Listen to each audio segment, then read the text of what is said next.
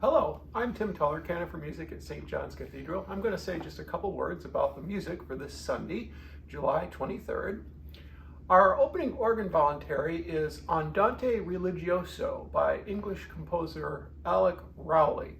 Rowley's name appears on service leaflets here at St. John's quite frequently, both as an organ and choral composer. He lived from 1892 to 1958 and was a very important English composer, organist, and pianist in the early to mid-20th century. He was also an important academic.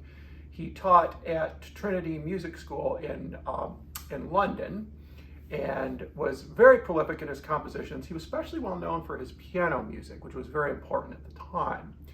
His style is very melodic, and Andante Religioso is a piece that is typical of an English organ piece of its time in that it starts out very quietly at the beginning with a gorgeous melody. It gradually builds in volume and dynamics to a great central climax, and then it backs off and ends on a very hushed registration of the organ. This was a style of music that was very common for English composers at the time to write, and they make very good voluntaries for services. Our offertory anthem this Sunday is an arrangement of Peace Like a River, the traditional African-American spiritual. And it's notable the accompaniment, which was done by Philip Baker, is very idiomatic, and it uses the organ in a way that really sets off the choral lines very well.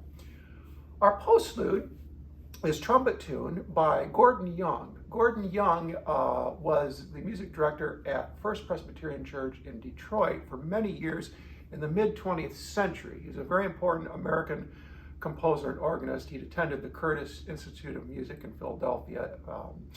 And his trumpet tune takes the style of an 18th century English trumpet tune. This was a style of organ music characterized by a stately tune on a trumpet stop on the organ. And they were often played for state occasions, things like wedding processionals and any type of event where you need a grand entrance. And Gordon Young's piece takes that style and modernizes it with some 20th century harmonies. I hope you enjoy the music this Sunday.